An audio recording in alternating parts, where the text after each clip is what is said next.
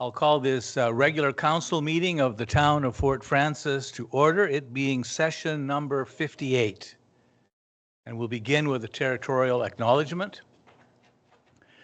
In the spirit of reconciliation, the town of Fort Frances acknowledges with respect that it is situated on the traditional territory of the Anishinaabe and the Métis people of Treaty 3. We give gratitude and honor to the ancestors, elders, and all Anishinaabe and Métis people for sharing their resources and knowledge with us. Is there any disclosure of pecuniary interest, and if so, state the general nature thereof? Seeing none. Agenda item number 4, delegations and deputations, there are none. Agenda item 5, presentations, there are none. And under correspondence, there is some. So item 6.1 is correspondence between the Rainy River Future Development Corporation and the MAT Committee, and it's a proposal to enter into a partnership to hire a tournament growth coordinator. So would any councillors like to speak to this? Councillor Mackey. I have some questions. You may.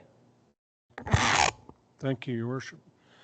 First of all, I'd like to know exactly what is going to be our cost to this 18-month test run. I'm not sure if anyone here can answer that this evening, but if I'll put the questions forward and perhaps then. Yeah, and what I'm going to suggest is when every councillor has had a chance to weigh in, that maybe we ask administration to bring back a report. Yes, thank you. My second question is, can an existing position not do what they are proposing to do? And the third question is, what is a town's overall cost? Because in their request, they're talking about the town's portion financially plus tools, supervision, and training. And all of that has a cost. So I think I'd like to know what the total cost, including all of those and any other things I missed, would be. Thank you. All good questions, Councillor Mackey. Other councillors? Yes, Councillor Bien. Thank you, Mr. Mayor. I guess more of a comment than anything. Like, I certainly think it's a proposal worth investigating, but I think it should be part of the 2025 budget process and look at it then and see if there's money there available and how we would do it. So while I'm not against the idea initially, I think we have to do it as part of the budget process to see if we can afford to do this and how it would work for us. Thank you. Thank you. Councillor Bernetta. Thank you. I guess because this came from the MAT committee, I assume the funding or the financing would be from that committee. It would. Some of it will be from a grant. The other thing I was a little concerned about, I definitely think it's a great idea to increase our sports tourism, but I'm wondering if there's more than hockey we could look at. Maybe if it's a one-year position, maybe they could look at other ideas around sports tourism as well. Thank you. And anyone else, councillors? Yeah, Councillor McTaggart. Thank you, Your Worship. Just for a little background, the MAT committee has some money, and they're wanting to partner with the town on a position. And this is their first go at a partnership of this type, and hockey was one that was identified, certainly. But I think probably there's a possibility it could be expanded, but you know, there are other events, even beyond sports, that maybe we could expand to. So, but this is really an attempt to try to drive traffic to local businesses, restaurants, and hotels. And I think it really needs a real good look at to prove out and see if we can make it work. Thank you, Councillor McTaggart. Councillor Mackey. Addressing Councillor Burnetta's one point, in their position overview, they're talking about down the road adding other opportunities into the duties. So I think that they are planning or thinking of that down the road for extra. Anyone else? I'll weigh in. I think this is a real opportunity. Fort Francis is and always has been a hockey town, and I do know that when we have tournaments here, we reap a really significant economic benefit to our hotels, motels, shops, restaurants.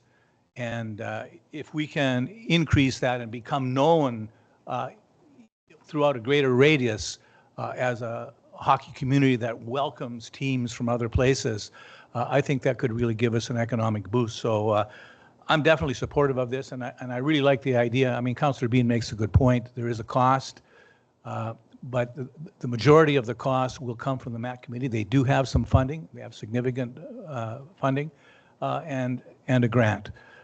So I think a real opportunity here. So what I would like to do, with council's permission, is put a resolution on the floor that administration review this and bring back a report with some options. Is there a appetite for that? Okay, can I get a mover? Okay, I've got Councillor McTaggart, Councillor Mackey. Did you get that motion?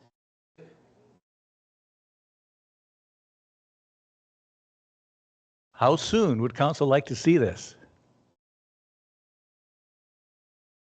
You may. I think sooner rather than later, if their funding and their view is to get it on board for this hockey season, which 18 months would take it through all of this season plus next season, which would be ideal, I think. Councillor McTaggart? I'm not familiar, maybe somebody in the hockey community could comment, but our tournaments are already committed for this year. So maybe it does, we have an issue on here later tonight about the budget cycle, and maybe that does evolve nicely into the budget cycle, because if we're not able to do anything for this year, if tournaments are committed, it may be the way to go. Yeah. CAO? Thank you, Your Worship.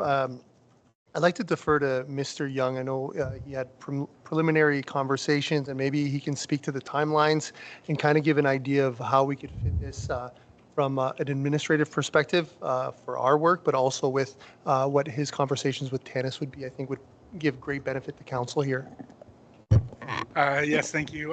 So the ideal start of this position from the MAT side would be a mid-November start. And so I think that having a report brought back for first council meeting in October would be doable with consultation with the team on all those pieces.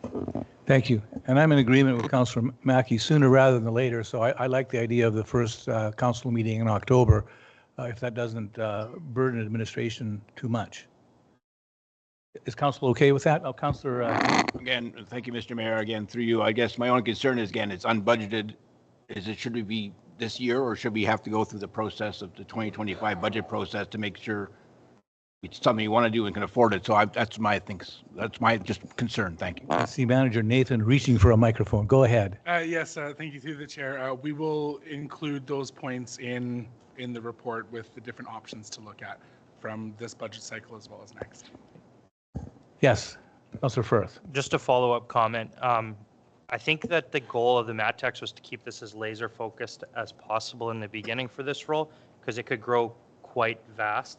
But I know that one of the things that they were looking at was all hockey related revenue. So I think that there is a piece to know for, like, if we keep our summer ice project going, that there's also spin-offs to help make sure that that gets sold as well. So it's not just tournaments, but I think they're just trying to keep it laser focused in the beginning. So when we're having those delegations, we can keep that in mind. Yeah, I think it's an exciting opportunity. So what I'm hearing from council is that we would like a report being brought back to council the first week in October with some options and some recommendations. Is that okay? And we had that moved and seconded. Any further comments? All in favor? And that's carried. And thank you very much, council, for some good discussion there. Item 6.2. We have a group called Empower to Recover, and this is a request for an in-kind contribution for the venue at the arena. They're in town. We did a flag raising for them and posted a proclamation. They're a nonprofit organization assisting people in recovery, not only from drug abuse, but other forms of abuse. So again, Councillors, any discussions or comment? Councillor Behan?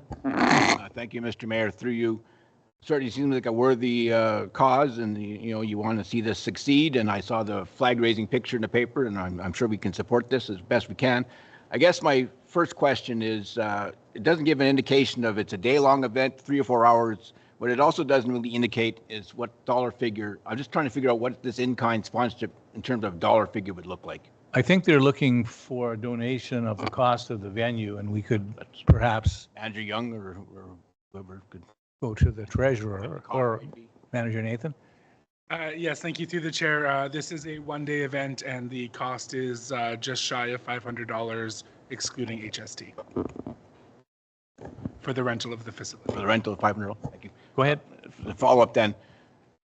I'm not sure how often we should do this, because you do it for one group, you have to do it for everybody. When that group came in April, I think it was, to rent the Townsend Theater to show a movie, I think at the end of the day, we ended up doing a council public relations expense line item rather than just say, yeah, you can have it for free.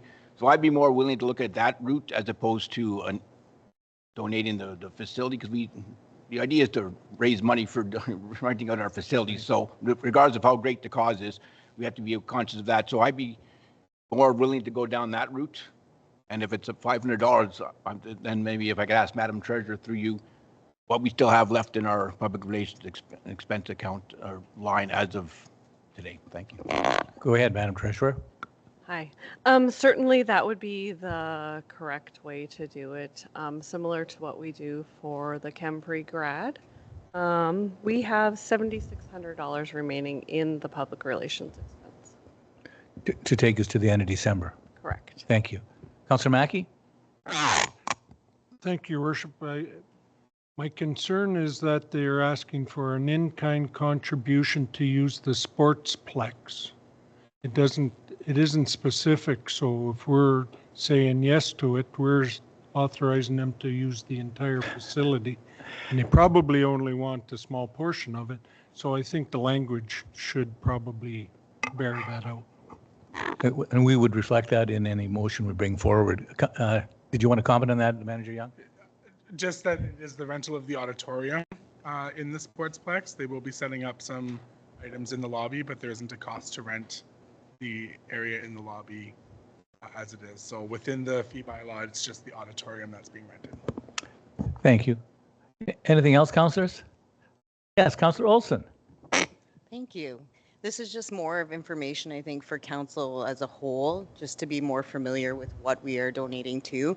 So not only are we contributing to the actual request, but our community members that have battled their own issues with addictions will be speaking at this event. So there's over a dozen locals that have battled opioid addiction, amphetamines, alcoholism, or concurrent disorders, so along with mental health.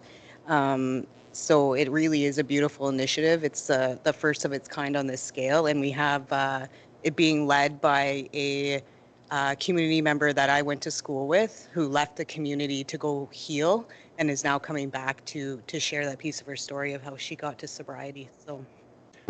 Yes, Councillor Olson makes a really good point. The majority of the speakers are from Fort Francis. And just for some further information, this Empower to Recover has just come from Saskatoon, where they did a full-day event. They're going to be doing another full-day event in Kenora and one in Thunder Bay. So they're doing a lot of good work in this area. Anything else, councillors? So I'll put a resolution on the floor that, actually, did you want to make the resolution? Yes? Move that council supports the Empower to Recover Foundation with a donation of $500 from our council public relations to help offset their costs. Okay, mover and seconder on that. Councillor Olson for a mover, Councillor Burnett for seconder. Any further discussion? All in favor? That's carried, and no one opposed it. Item 6.3, correspondence from one of our residents concerning the cemetery. I'm going to suggest that we send a letter of thanks to this person, but does any councillor want to address the contents of the letter? Yes, Councillor Bien. Thank you, Mr. Mayor. Through you, to maybe to Manager Rob. Was there something different this year, Mr. Rob, that changed things, or is it noticeably different, or is there a reason why it seems like wasn't up to par this year, according to this person? Thank you. Go ahead, Thank Manager you. Rob. The biggest impact that we saw this year was a lack of summer students, which makes up a huge amount of our summer workforce, particularly in the parks and cemeteries area. We were well into the summer before we had a full complement of students, and the full complement of students that we did have were mostly high school students. We actually lost most of our post-secondary students between their start of work in early May and July when our high school students started. So it was a real struggle to get the flowers in the ground just due to a lack of manpower. Thank you, Manager Rob. Any other comments, councillors? Yes, Councillor Firth. Through the worship, Mr. Rob, is this going to be a continuing trend? Is there something that we have to look into the future, either to use new Canadian workers or some other third party maybe when it comes to budget deliberations? Manager Rob. Thank you, through the chair.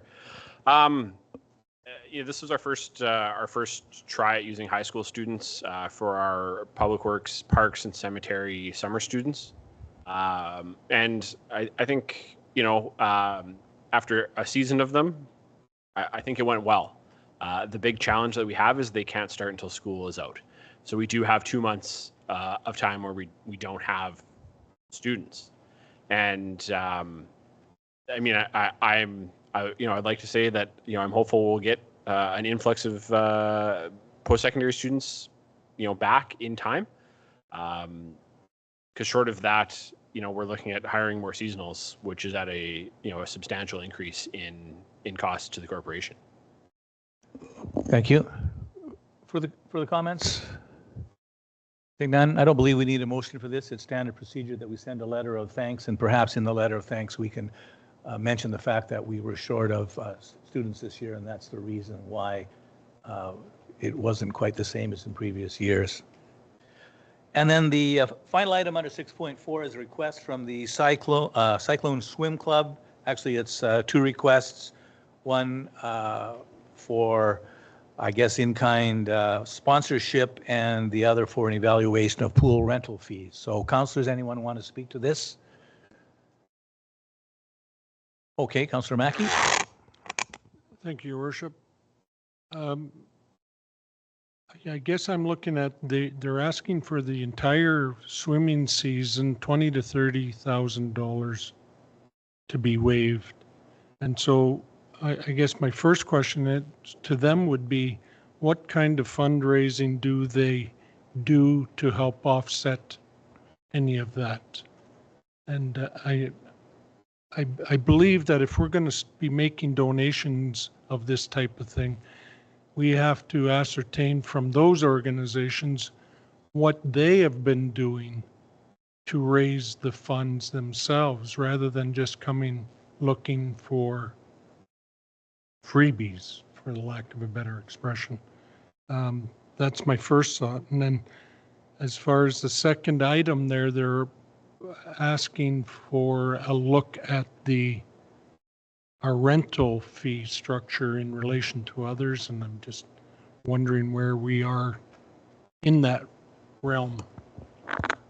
Manager Young. Yes, thank you. Through the chair to Councillor Mackey. We're going to bring forward some recommendations in our user fee bylaw, which review, which I believe is scheduled in November, and on our budget schedule later on. Just any other comments, councillors? Yes, Councillor Bien. And Councillor Burnett. A couple of things. First of all, I can speak from personal experience of the importance of having a swim club in town. My stepson swam for many years with the Aquanauts and just loved it, going to regional meets, the camaraderie we had, and I know a lot of the young swimmers went on to careers in university, both with the Cyclone and the Aquanauts. And who knows, maybe there's a future Summer Macintosh here someday. So I certainly recognize the important role that the swim club would play in our community, offering kids an option rather than hockey or figure skating, etc. I have no problem with their second request.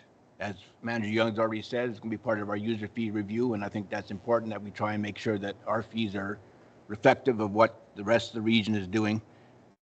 The first one I'm having a little trouble with, given the high expense, especially, and I'm going to, through you, Mr. Mayor, to Manager Young, I'm presuming that because they weren't operating most of last season, that we didn't get any revenue from them as well. Is that correct? That is correct, and we had reflected that in our budget cycle, knowing that that was the case for the spring section of the year.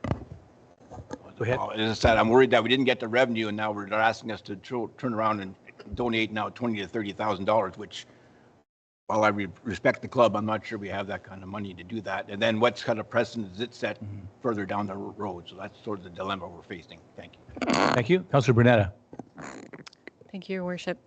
I believe it was my first term where we had a similar situation where the gym was closed for a period of time, and many of the members had already paid their dues.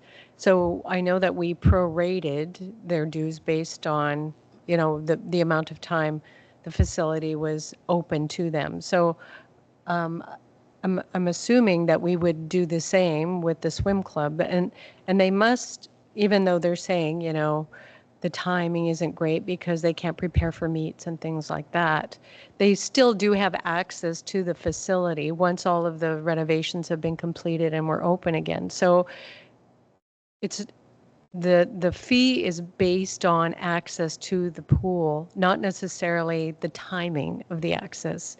So I think it's really important to consider that in terms of our response, just that, every time you have access is the time you pay for. Did you want to respond to that, Manager Young? Just a clarification that this falls under permit rentals as opposed to a membership ongoing fee. So when the pool was closed, we did suspend memberships for pool only users and have reinstated those once the pool reopened. This would be a fee that is charged for the specific time that is rented of the pool. So there would be no fees to prorate if there was no rental of the pool.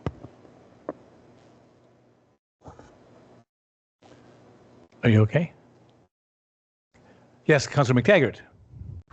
Thank you, Worship. I feel very badly for groups like this who are volunteer run and really work hard at it.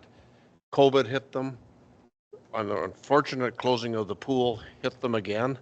And the closing of the pool was a safety matter. We just couldn't have it open. It had to be closed for those repairs. And it's unfortunate, but we have to move ahead. And I'd leave it at that. Okay. So what I'm hearing is that we are going to get a report looking into an evaluation of pool rental fees, and that the Cyclone Swim Club doesn't pay for any time that they're not using the pool if the pool is closed. I do have a question, though. Like many user groups, I think they do charge a registration fee to be a member of the club, and I think it's fairly significant, is it not? Do we know what it is? I know that they charge a fee. I do not know what that fee is. Okay. But I think, again, we're setting a dangerous precedent if we start doing in-kind services for clubs that are, charging a fee. Councillor Firth. Could we request like a deeper narrative from this club? Like if we're strategically aligning with like things that have growth implied in them or like being a host community, do we have a swim meet scheduled this season? How many people come into town? Is that maybe something that stakeholders or businesses could help fund? Like if it's about grassroots, then we got to get kids back in the pool. I completely resonate with that. We're a lake community and we need kids to swim. But maybe there's something else that we can do than writing off the whole season of swim rates. Andrew Young. I think that that's going to all be included when we are reviewing the user fee bylaw and figuring out what that reduced rate of the cost is. I think that council might want to consider potentially reducing that rate for the fall term for the next couple of months. That would be something that we could bring a report back on what that might look like to help provide some easement, because those user fees would not be applicable until January 1. And so we could take a look at what those fees might look like over the next couple of months. So just to get this straight, then, there is a report coming with all of this information that's being requested. So we don't really require a motion because the report is coming. The only thing that council needs to decide is if they want to subsidize the swim club, and I'm hearing that you do not, and I'm seeing agreement with that. So, pardon me? Not at this time. Okay, so we'll wait for the report, and I don't think that we need to take any further action other than we'll send the usual nice letter. Okay, that brings us to item 7, which was council report on board and committee activity. If anyone read my report, it was 9 pages long, but I did use a large font. I do want to touch on some of these things. I'll just kind of a fingernail sketch or a one sentence sketch, because some of the things I'd like the community to know, I'd like council to know. So for instance, the Dairy Queen Blizzard Drive, I really support things like that. We have some great businesses in town.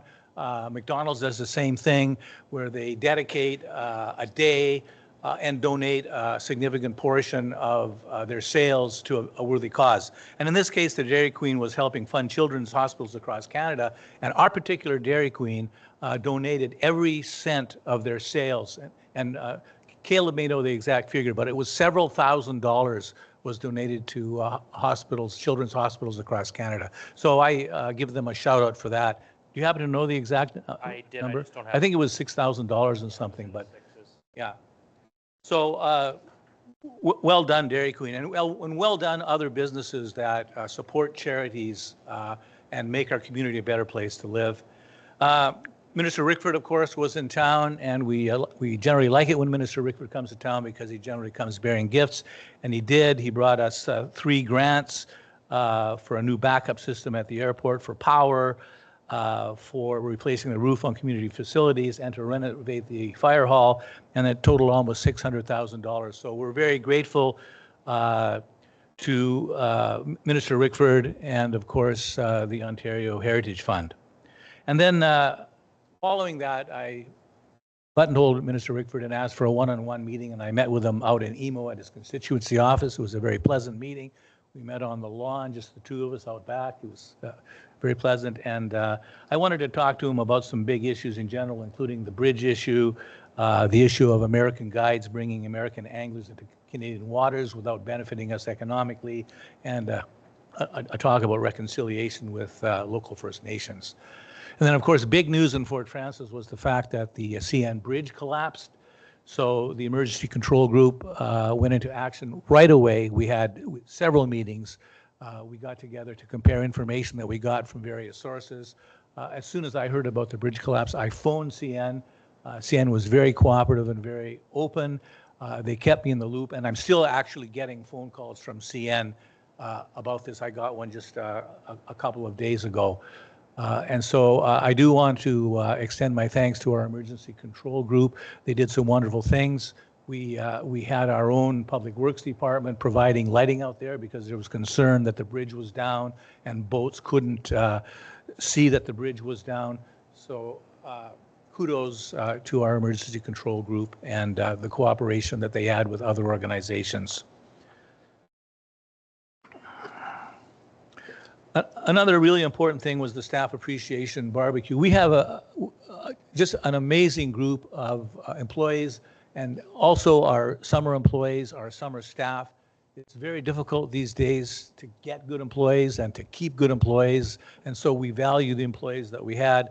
And so many thanks to administration, the clerk's office, the bylaws, people who got together to put on a barbecue and show appreciation for our employees. And a special shout out to our deputy clerk for the beautiful certificates that she made to give to each employee, expressing the appreciation for the work that they do. Skip that. Another big one that I do want to spend just a little bit of time on is the issue of American fishing guides coming into Canadian waters, never touching shore, bringing American anglers in who don't stay in Canada and who contribute nothing to the Canadian economy and to the local Indigenous economy as well. And they use our resources, but give nothing back. And their concern is there are some conservation concerns. There are also some concerns about enforcement. And local guides and local fishing camps have been on this issue for many, many years. So there's been a concerted push this year to get something done. I want to thank Minister Pawlowski, who's been doing a lot of work on this, and in fact, who organized a meeting in Fort Francis of local law enforcement and local First Nations and representatives of Treaty 3. And we had a very good meeting, some very good discussion, some promises of cooperation between local law enforcement. Treaty 3 was there, OPP was there, the RCMP were there.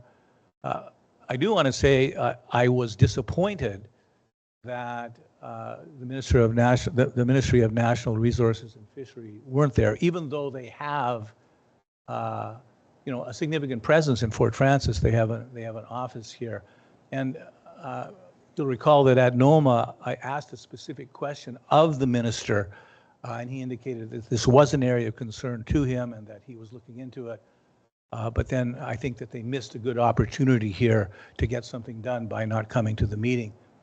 And the other group that didn't attend the meeting, I believe there may be some politics in the organization, was Border Services, although I understand locally that their officers did want to attend. But it was a good meeting, and we're going to keep this issue going.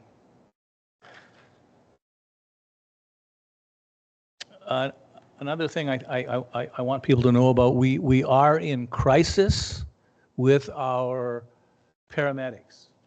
We're down, the paramedic service is down by over 1/3.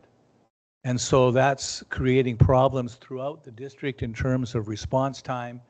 And many of you will know that there's the possibility that they may close the EMO paramedic office so that they can allocate cars more efficiently throughout the district to ensure the entire district is covered.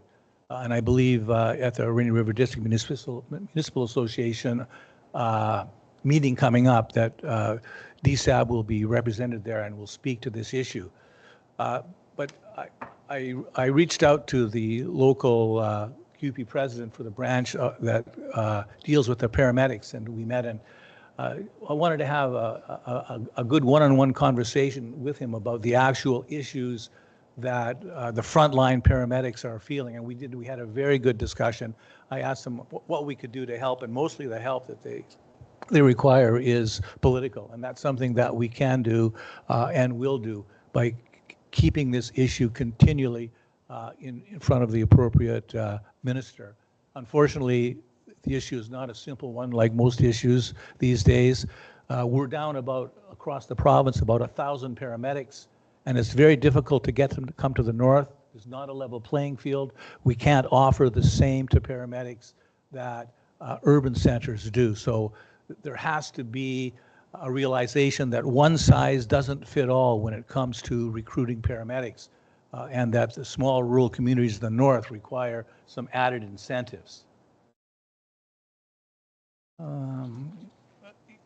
Just on the fishing meeting, the roundtable with enforcement, I mentioned I was upset. I was disappointed, I guess is the term, with the fact that the Ministry of Natural Resources and Forestry wasn't here. So I wrote a letter to the Honorable Graydon Smith just expressing my disappointment, and I sent a copy of that to Minister Rickford as well. Anybody here, councillors, get to the fireworks display? Don't mean to put anybody on the spot. It was spectacular. Although there was some disappointment when we couldn't have them due to inclement weather July 1st. I really want to give a shout out to the Fort Francis Firework Committee and Dave Coates. the display was so professional.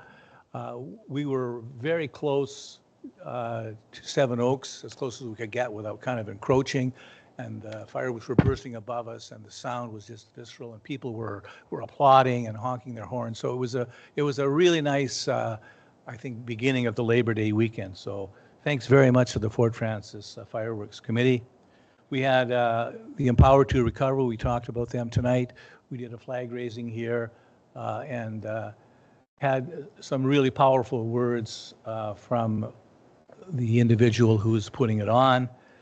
And then the last thing I want to talk about is homelessness. Again, another one of those very complicated scenarios where there's no easy solution and it's not going to go away. So we're going to be hearing more and more about this. But there is a homelessness committee in Fort Francis. The town of Fort Francis is a part of that committee. And one of the things that the committee wants to do, it's all nonprofits. I think there's about 15 or 16 nonprofits on the committee. Is they're launching an awareness campaign beginning October 1st. There'll be a press release, and then there'll be a number of things on social media, primarily information, because I think what our community needs to know is how complicated this problem is, that it's not a simple problem, that the people who are homeless are people, they have loved ones, they're loved, and it's going to take an all-of-government approach to do something here. So the theme of the campaign is "There's no place like home." So please watch for it and basically educate yourselves.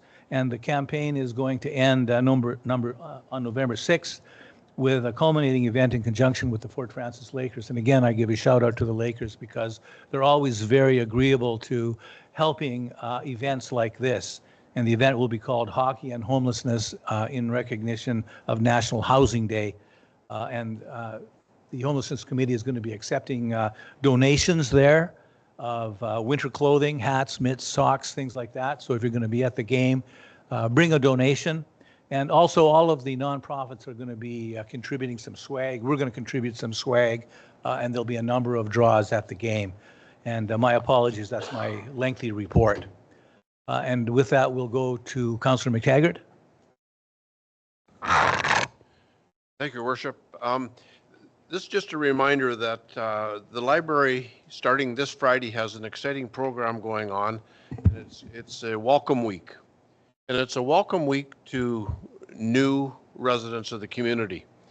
And I guess often I think of new Canadians, but I got thinking a little further. I look around the management pool here, and there's a lot of new people have come to Fort Francis in our management. We look at the mine and what that has brought to the community.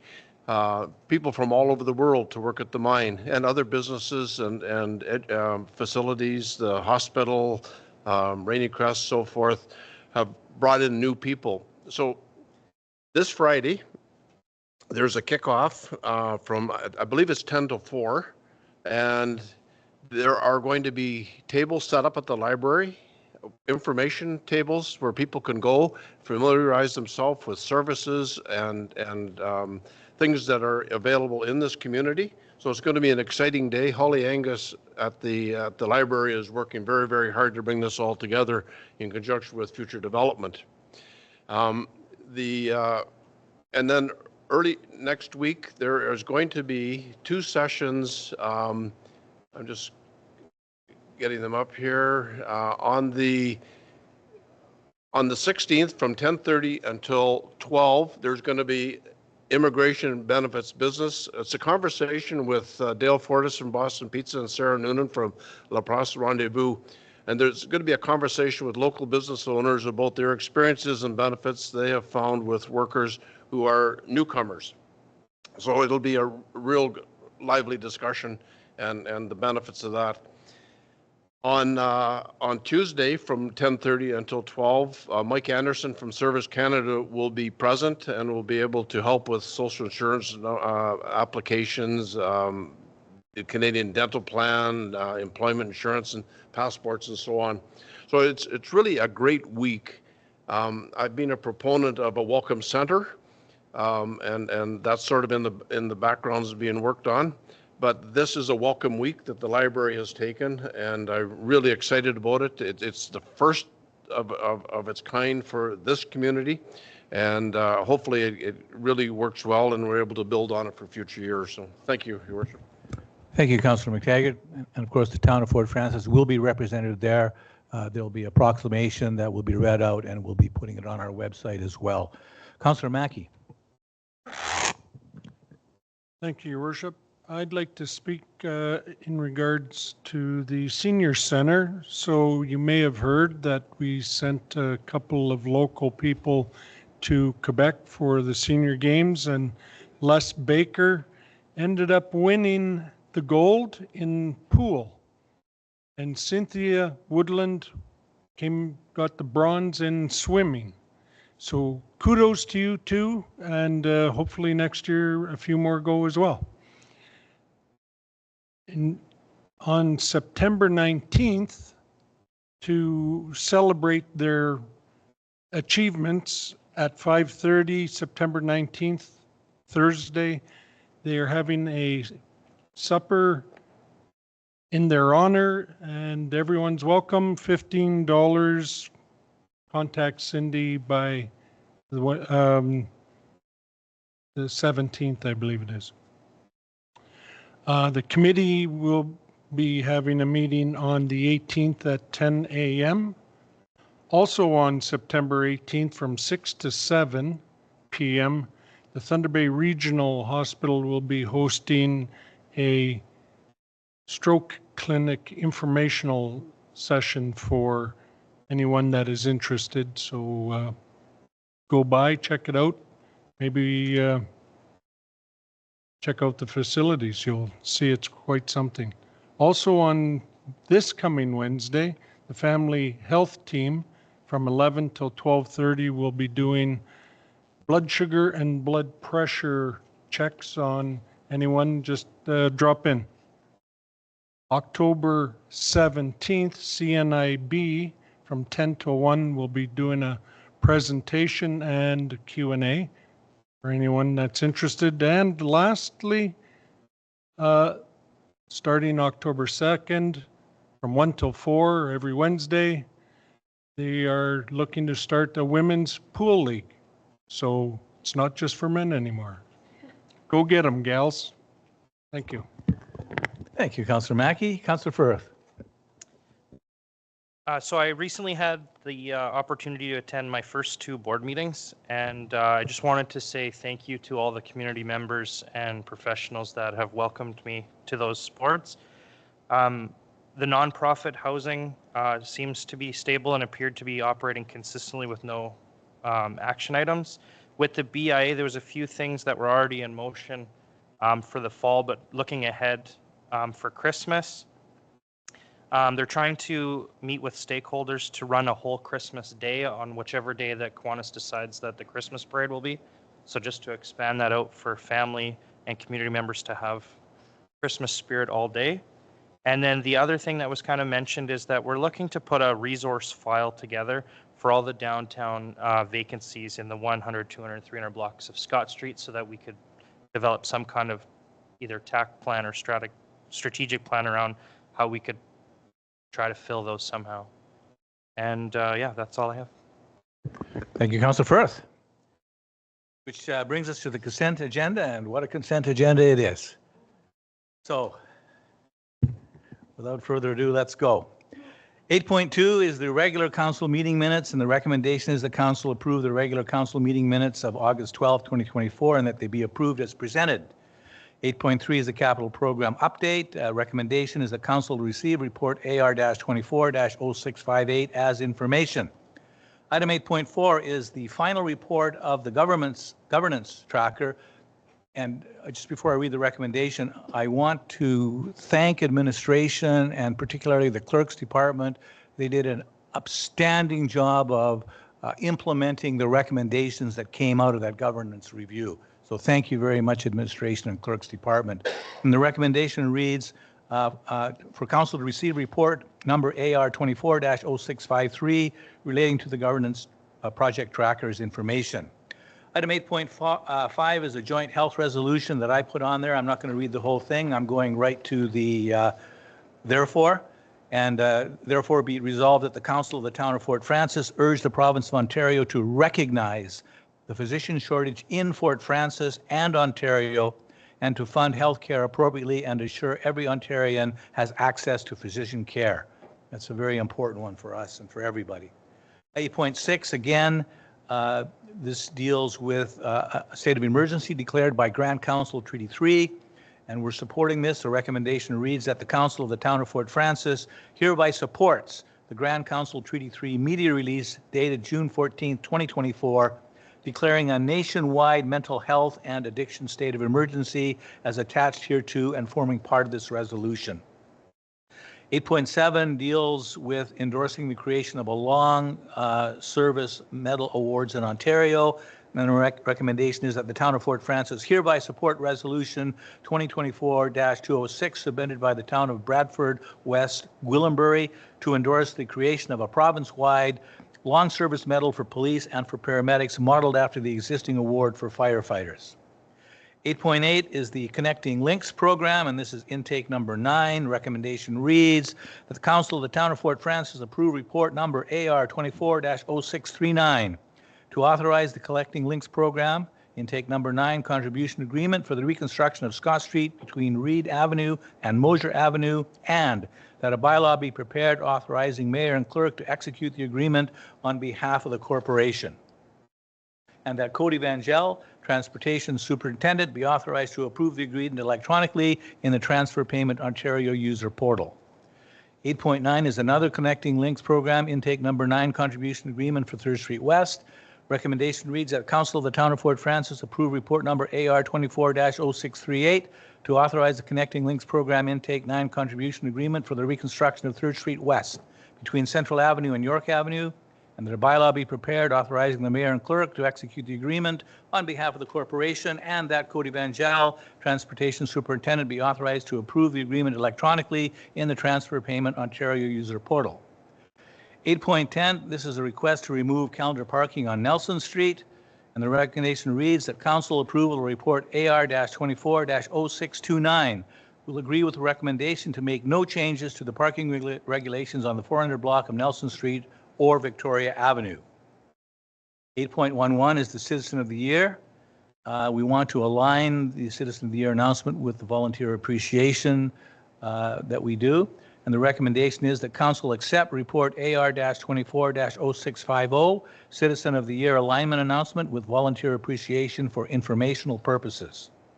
8.12, this is a response to correspondence that we received regarding Rainy Lake Square from Ink Spots.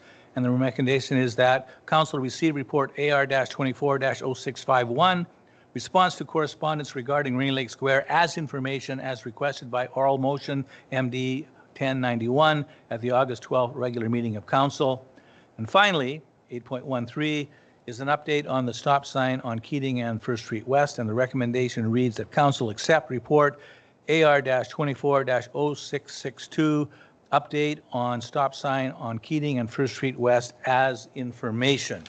Just let me get ready here because I know there will be some. Councillors, would you like to pull any of these? Councillor Bernetta. Item 8.12, please. 8.12, okay. Anything else? Yes, Councillor Olson. 811. 8.11, okay. Councillor Mackey. 8.10. 8.10, okay. Councillor McTaggart. Okay. And also Yes, Councillor Mackey. 8.13. 8.13. Anything else? Let me see if I want to pull anything.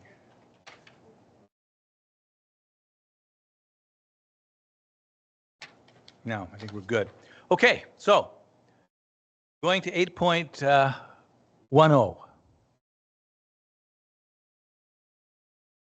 Mackey? Yes, that was me. Okay. This is in regards to the senior center request for removal of calendar parking on the east side of Victoria Avenue in the 400 block. if, is that the, yeah, Blatt's right blocks. So it is becoming more and more busy, this facility, and yes, the parking is limited, but looking at that street, it is substantially wider than residential streets. And so I guess I'd like to see it so that they can park there and not have any parking on the other side. It doesn't look like there's any parking there anyway. It's just the church and it's Sunday mornings, generally speaking. So it's not like it's a great impact. Anybody else want to speak to 8.10? Councillor McTaggart. Thank you, Your Worship, and I have some comments, but I think all the points made in here, and first of all, thank you to administration for entertaining this request. But I think all the points are valid, and there's the calendar parking on Nelson Street. There's good points made in terms of emergency vehicle access required, and I'm quite prepared to support that we don't do that. I understand that. I understand that the zoning bylaw requirements for parking spaces at the center are met, but the reality is with the increased space and activities in the parking lot, it's just not sufficient. And it's interesting, people in small communities want to be able to park close to where they're going. If they're in the city, they'll walk across a parking lot to get to the mall or to Costco or whatever, but they want to get close. So we looked at using the south portion of the lot for additional parking, and the cost was going to be in the tens of thousands of dollars. So that was really, and that was just an estimate, so that was really a non-starter. I remember last year during construction of the addition, the trucks were parked along Victoria Avenue, and there did not seem to be a great deal of problem with the trucks making the turns and whatnot. What I'm going to, and in addition to that, the southwest corner of the intersection of Nelson and Victoria is engineered to allow the big trucks to get around. So what I'm going to suggest is that we allow parking on the east side of Victoria, north from the present no parking sign, which is about 25 meters north of Sinclair, north to a point that's parallel to where the yellow curb is painted on the west side of Victoria at Nelson. I believe that this will do three things. Better sight line for vehicles at the stop sign westbound, leaving Victoria or leaving Nelson going on to Victoria. It'll allow large vehicles to make room for that turn, and it will, I'm at my estimate, I think at little or no cost, provide 7 parking spots on the street that's close to the center. So I would like to see the parking on the no parking on Victoria east side removed. Thank you, Councillor McTaggart, and that was well reasoned. Any other questions, comments on this one? Okay. Moving to 8.11. Who was 8.11? Councillor Olson. Oh man, I'm going to drive you nuts tonight. So 8.11, and it's kind of a play on 8.4 with the government's review project tracker, which I really, really do appreciate administration like carrying the weight on that. When we got our agenda for tonight and I had the opportunity to look at it, I'm like 90% of that load was carried by administration, and it was done so gracefully, considering we were kind of in a governance mess. And I really liked in that particular report that the clerk had made mention to, you know, the tracker's done now, and now we're in a place of implementation and moving into continuous improvement, which then I seen the line item for 8.11 and the Citizen of the Year change to the springtime, which I really appreciate. But further to that, and Councillor Mackey can speak on this issue how he chooses to. I've been on that particular committee the last 2 years. This will be the 3rd year, and I don't personally, as a committee member, see the need for that particular committee anymore. We've had less than 10 applications the last 2 years to the committee. It's kind of redundant when we, with Councillor Mackey and I and administration, sit and make that decision because there has not been community members sitting at the table with us. We haven't gotten interest. This will be 3 years now at that table. There has been no interest by the community to join us on that committee. So I'm hoping that with this particular recommendation, I know it's coming as information tonight, but I would like council to reconsider if there's a purpose to having that committee, or with this change in new governance, if perhaps we could propose a Citizen of the Year policy where administration can perhaps collect everything and then we can make that decision as a whole and then make that decision and just move forward rather than us having to have a secondary meeting with just Councillor Mackey and myself. So I wanted to bring that forward tonight because I think it's a good time, especially if we're looking at making that change in the spring, that we could implement, you know, some stronger governance that way and make that change. Thank you. Again, you made some very good points, and I'm going to ask you to bring them up again when we get to 9.2, which is the committee bylaw review. Anyone else on 8.11? Okay. 8.12. That's me. Thank you. Thank you, administration, for the report. I guess the recommendations that came forward were sort of just ongoing of what we are already doing. But one of the things that I saw that concerned me was the possibility of adding porta potties. And the reason it concerns me is because, again, as I mentioned in our last meeting, there was a lot of thought put into designing the aesthetic of the Rainy Lake Square. And I feel like adding porta potties would really detract from the initial aesthetic. So I hadn't actually heard that there were issues because we did make renovations to our museum to allow for public access to the washroom. So I hadn't heard that there were issues with that in the past. So I was kind of surprised to see this recommendation around the porta potties. I think something like that brings along with it its own issues. We obviously put a lot of thought into the washrooms, public washrooms at the spray park. They're very technologically established so that, you know, there are things in place where people can't shelter in them or stay in them for long periods of time. So yeah, I'm just concerned about the recommendation about porta potties. Signage is great. Again, the no loitering sign, you know, how well can you enforce that is another question. I really like the idea of our bylaw officers receiving some training around these issues. I'm sure there's a lot out there because this is a common issue in many communities. And then, of course, just the continued OPP support. So all of those things are really, I agree with it, except for the porta potties. Thank you. Anyone else on 8.12? I'll just weigh in. First of all, I want to thank administration for the report. It was an excellent report, and I agree with everything that you said, Councillor Burnett. I too am not in favor of porta potties downtown. I just think it's not a good look. But I do like the idea of the signage. I do like the idea of additional training for bylaw. I do like the idea of continued cooperation with the OPP and bylaw and the walking patrols.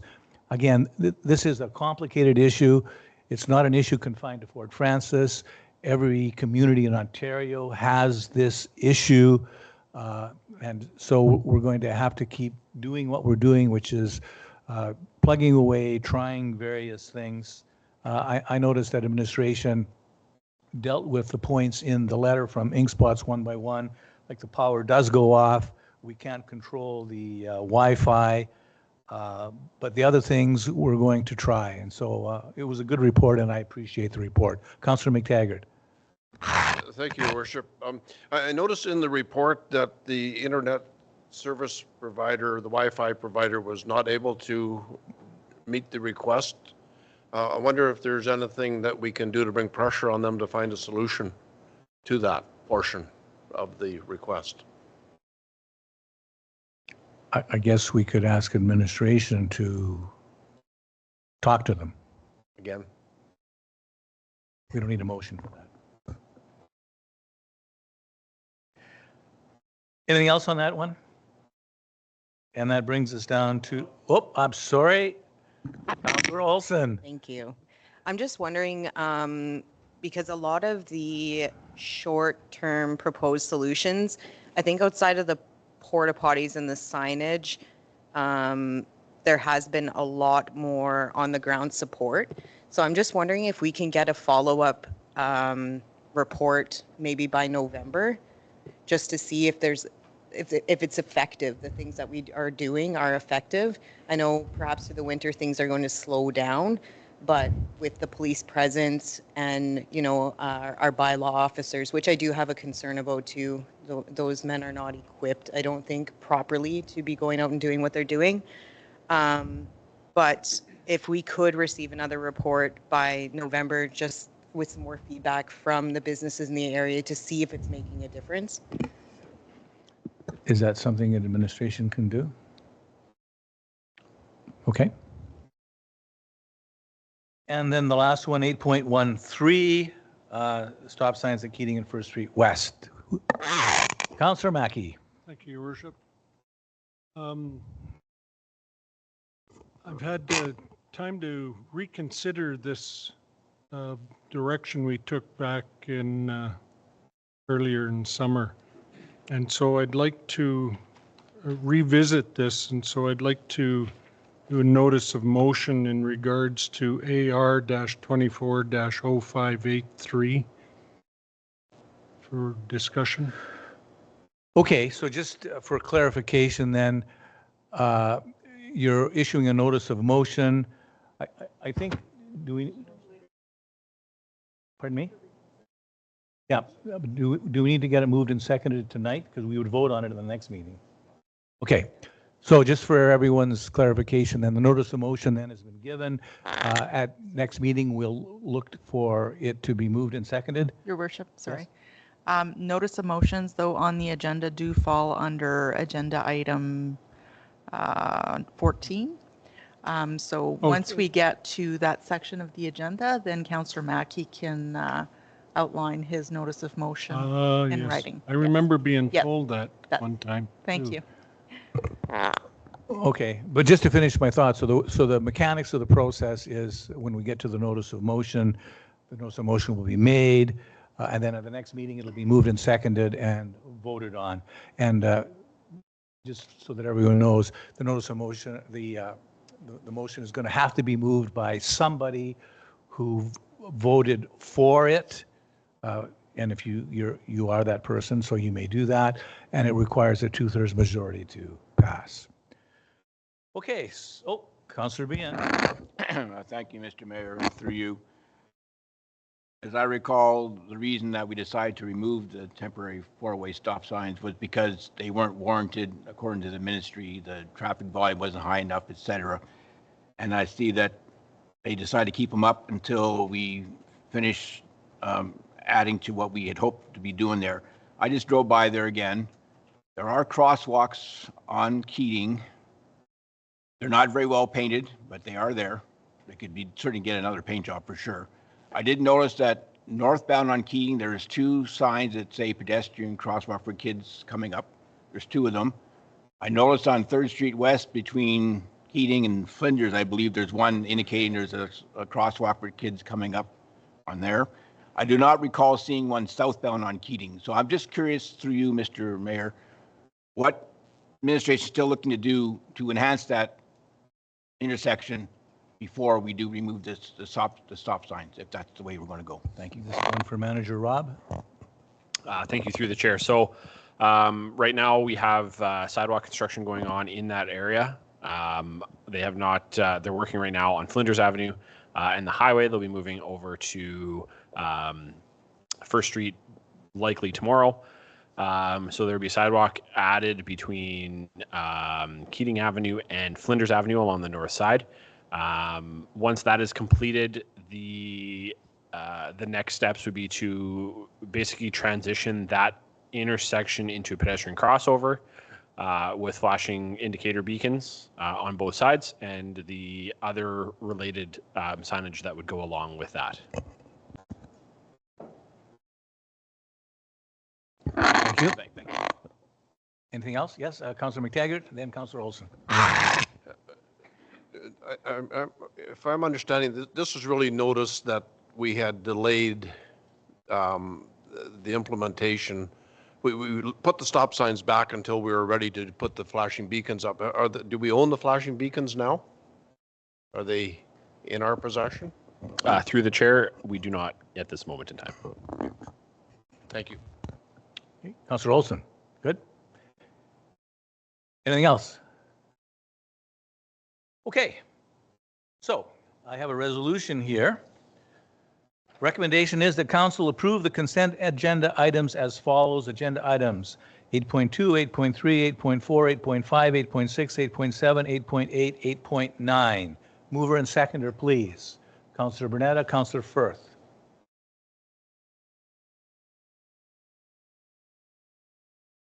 Any further discussion? Calling the question, all in favor? It's carried and no one is opposed. Okay, going back to the items that were pulled, item 8.10, recommendation is that council approval of report AR-24-0629 will agree with the recommendation to make no changes to the parking regulations on the 400 block of Nelson Street or Victoria Avenue. Mover and seconder for that. Councillor Olson? Councillor Behan? Discussion. Councillor McTaggart?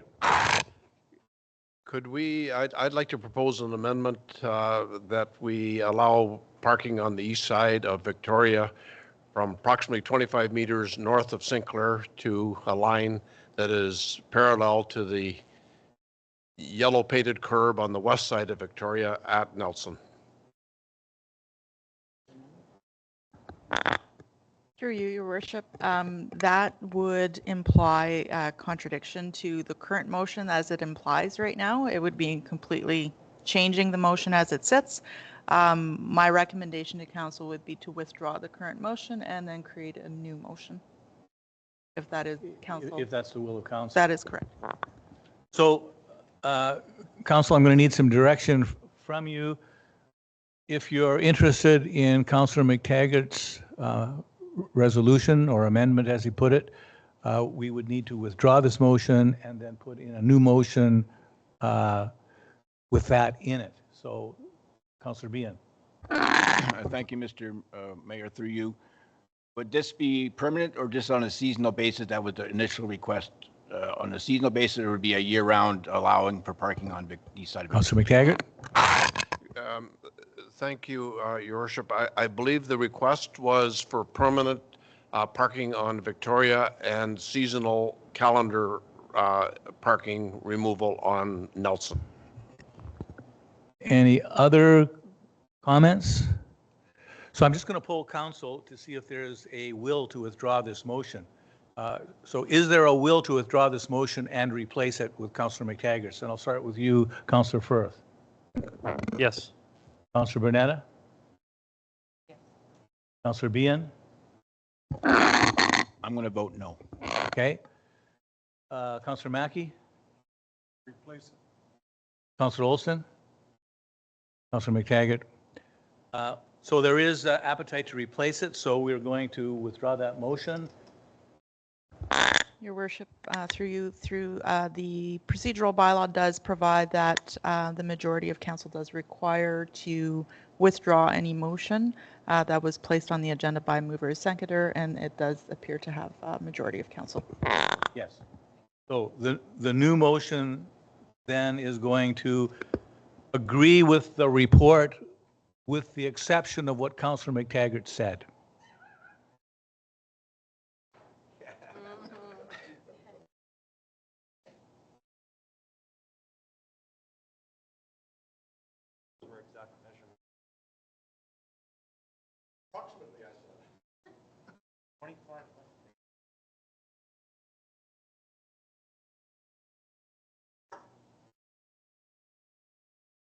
Okay, Councillor McTaggart, I need to hear it one more time.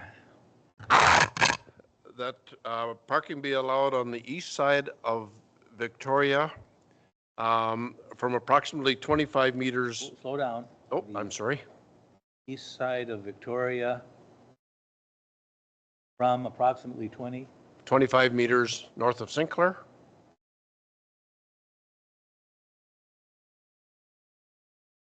to A line parallel to the yellow curb painted on the southwest corner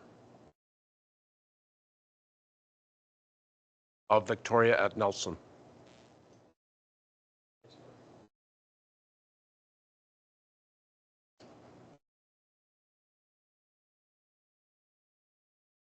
Okay, so let me see that I've got it right. So council's going to agree with the original motion with the exception of allowing parking on the east side of Victoria from approximately 25 meters north of Sinclair to a line parallel to the yellow curb posted on the southwest corner of Victoria and Nelson.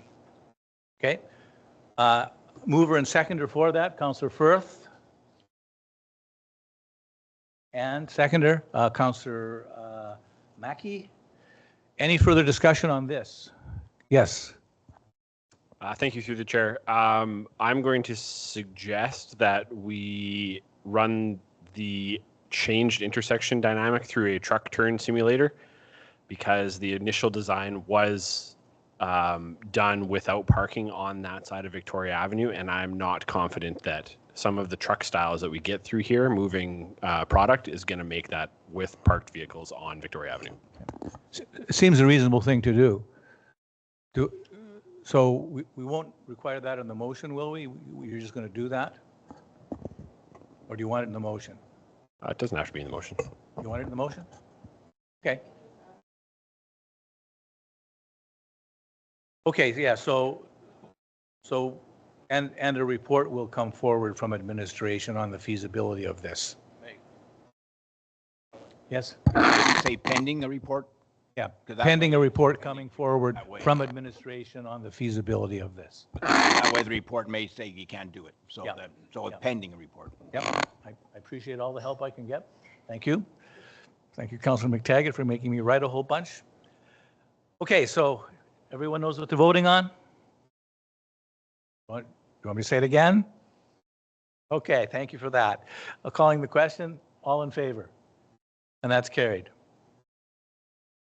Thank you, Manager Rob, for your cogent advice there. It's carried, no one was opposed.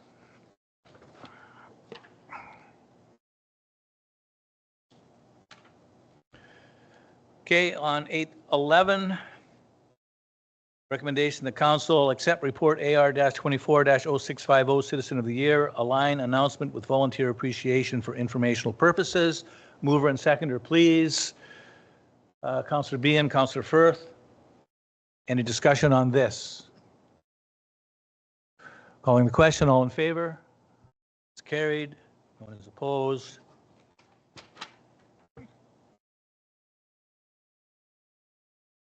On 812, recommendation is the council receive report AR-24-0651, response to correspondence regarding Rainy Lake Square as information, as requested by the oral motion MD 1091 at the August 12th regular meeting of council.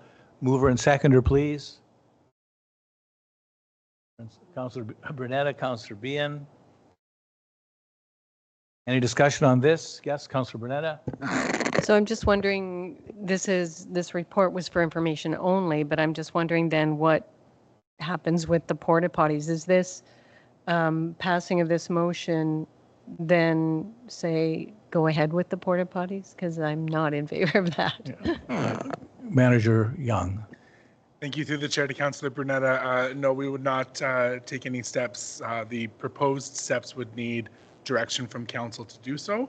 And so we've not received the direction to set up those porta potties. So we would be continuing with our current methods unless council asks us to do other. Okay. And yes, Councillor McTaggart?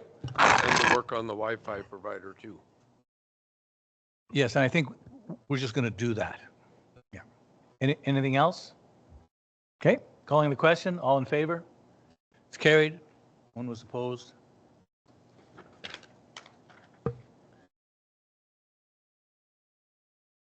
And finally, on 8.13, recommendation is the council accept report AR-24-0662, update on stop sign on Keating First as information. Now we're going to do a notice of motion on this. Are we still going to vote on it?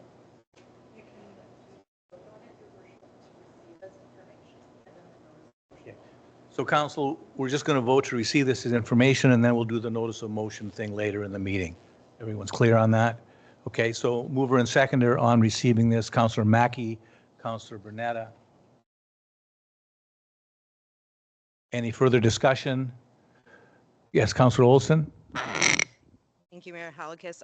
I want to remind council, I think if we're moving into a decision to reconsider this motion, that, I think when we're moving into the future and looking at the best interests of the community, it's about a process of being proactive, not reactive. And I think if we took into consideration the car count as children count, and say a child was to be struck, that we would be looking at this a little bit differently. The community hasn't complained about the four-way stop signs being in place. And I did kind of do a little bit of legwork, and with the new school being built at St. Mary's, plus the transition of the 7-8 students from Robert Moore moving over into the high school, and J.W. Walker kind of being in that one block proximity, we're looking at over 1,200 students inundating one little cube of our community. And so I think when this motion does come forward, I hope that council just really considers the children at the end of the day, not the numerical number provided by the ministry. And my fear is that even our older youth who use the 4-lane or cross, there's always an assumption when the lights are flashing that traffic's going to stop. So the reality is those same children will be crossing, most likely, the other direction going east. And they may have that assumption that because those lights are flashing, that traffic is going to stop.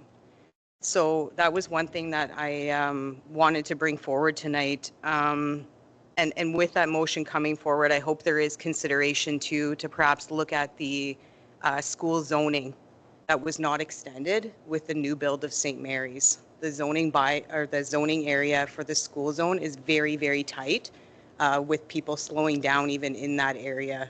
I grew up there, my children go there. I think there's other community members that utilize those schools, and folks are going 60 kilometers an hour coming down Keating. That's the reality. They may pump the brakes when they're right at the school, but that's not where we're asking those kids to cross. So I just wanted to put that out there. I know this is for information, but I wanted to just provide a little bit more information that we have a lot of children crossing in a little tiny area. Thank you for that information, Councillor Olson. And calling the question, all in favor? It's carried and no one is opposed. Okay, that brings us to item 9, which is Administration and Finance Division reports. 9.1, this is the budget schedule, and the recommendation is that council approve report AR-24-0656, being the 2025 budget schedule. Can I get a mover and seconder, please? Councillor Firth, Councillor Behan. Any discussion on the budget schedule? Councillor Brunetta. Just through you to the clerk. Oh, and I just lost my notes. Sorry. Okay. February 17th is Family Day. I'm just wondering if the meeting date should be the 18th. Yes. And also, Are we going to be having a special council meeting on March 3rd for the budget presentation? Or I thought that was normally done at our regular council meeting, which is actually March the 10th. Okay, thanks. So we'll make those corrections. Okay. Any other discussion? Thank you for that, Councillor Bernetta. Okay, calling the question then, all in favor? It's carried, no one is opposed. 9.3, these are minutes of settlement for 1301 8th Street East. Oop, sorry, and that's a big one. 9.2, this is the committee bylaw review. And I'll put the recommendation on the floor. The recommendation is that council receive report AR-24-0647 to review the committee bylaw for information and discussion. Can I get a mover and seconder for that, please? Councillor Firth, Councillor Bernetta. Okay, this is a fairly significant report, and there's a lot in there. There are several areas of concerns with various committees, and some of the committees were set up under different legislation, and the legislation has changed, and yet some of the committees are continuing to operate under the older legislation. That needs to be fixed. The other thing that needs to be really, really clear is regardless of the committee, council is the final decision maker. And in some of the committees, they've been making decisions without council having a say on that. Also, with some of the committees where there is money involved, those committees need to be following our procurement policy. So there's a lot of little things that need to be tying up. So hence the length of that. So I'm hoping that councillors can give some input tonight. Who would like to kick it off? Councillor Bernetta. And I apologize, I do have a few things. Don't apologize. We really appreciate your eagle eye. Okay, so first of all, I really like the addition of the communication section. I think it's just critical in this policy. On page 12 of 44, this is about the Townsend Theatre Advisory Committee. So I noticed the notes in the margin talked about moving it to E1. So, but when I went to E1, it wasn't there. So just checking that. Page 25 of 44, General Appeals Committee.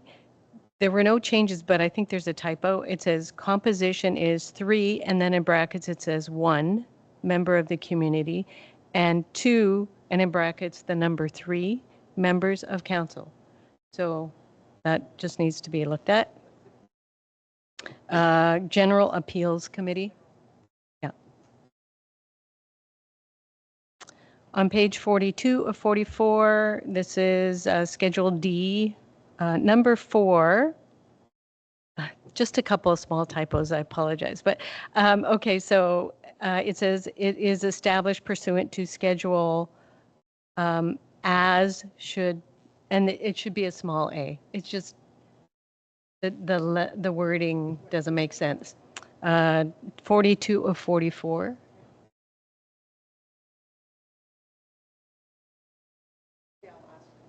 Sure. And then also the word police is, there's an O missing. Okay, and then page 44 of 44. So this is Schedule E. The numbering, first of all, is off. There's actually 6 in there. The numbering, I hate word for that. Under the Doctor Recruitment Committee, it says there's only 1 designate from the town, but there's actually 2 of us, Councillor Mackey and I. And the terms of reference for that committee establishes 2 for the town because of their financial contribution to that committee. Also, the Regional Economic Development Committee. I am the designated person on that. I've been on that committee for like 8 years now, and I've met once. I don't know if it's active. But perhaps we could find that out from Jeff at, or Angela at Future Development Corporation. Yeah. I don't think it's been active. No, no. Also, I was assigned to the CUPE negotiating committee in the past, and I don't know if that's still going to be. I think there was something in the preamble about council not participating in operating. So it would make sense that it's not in here, so perhaps it's no longer a valid committee. Madam Clerk? Through your worship, that is correct, Councillor. In the last committee bylaw review, we did remove the QP and as well as the fire department ones. You'll recall we did an amendment to the committee bylaw for the fire union negotiation, and we created the committee then more as I would call like an ad hoc committee almost, like they're there for a specific purpose, and then once the agreement has been ratified, then it'll cease to exist for the remainder of 5 years. So the same concept was for the QP union negotiation as well. So when the contract does come up again, we'll bring back a recommendation to council to open up an ad hoc committee. You can assign your members, and away we go. Okay, that's it. Thank you. Thank you, Councillor Bernetta. Anyone else? Yes, Councillor Bien. Thank you, Mr. Mayor. Through you, I see it's recommended that the CAO Recruitment, Selection, and Performance Appraisal Committee be discontinued. I don't have a problem with that as the chair of that committee, but I'm just curious because, again, one of the reasons why we went to this committee in the first place, if memory serves correct, and correct me if I'm wrong, through Mr. Mayor to Madam Clerk, that you had said that was sort of having all of council do it was sort of not best practice, or was unusual, and that's why we went with the committee structure. So I'm not sure. I know that there's a lot of input on the committee that said, you know, we want all of council to have an input on this. It should be all of council making this very, very crucial decision about who our CAO is going to be. But I'm just wondering how that jives with your thoughts initially, Madam Clerk, about the fact that it is unusual practice to have all of council do this. Go ahead, Madam Clerk. Through your worship, absolutely, Councillor. It is unusual practice to have all members of council participate in performance appraisals or recruitment. Some councils are very large, 9, City of Toronto's 25 currently. You know, you're not going to have the full breadth of council participating in such activities. That being said, I do see that there's been a preference from council to still, we are relatively a small council, and council still likes to communicate with one another to get feedback and information from one another via email or that kind of communication. And I would much rather see that type of discussion occur at a duly called meeting. It is my preference that it would be a committee review to bring a recommendation to council as a whole. But if council is not comfortable with that approach, then we can certainly do a duly called meeting and move along in that direction as well. That is completely council's prerogative and your comfort level. Go ahead, Councillor Bien. Thank you, Mr. Mayor. Through you again, if memory serves correct, the last time we did a CEO search, we did all of council in the previous term. I'm not sure it was how effective it was because there were 7 of us all, you know, and so I don't mind the committee. I would rather see a CEO recruitment and selection ad hoc committee, so we do that part. And then for the appraisal, it might be something we do in camera as a whole of council down the road. But since that's part of the job is done now anyway, I think that I have no problem discontinuing the committee right now because we've done our recruitment and selection. But going forward, I'd be okay with whenever the situation arises that we do need a CAO for whatever reason, that we go back to the ad hoc committee for just the recruitment and selection and then move on from there. That's my suggestion. Thank you.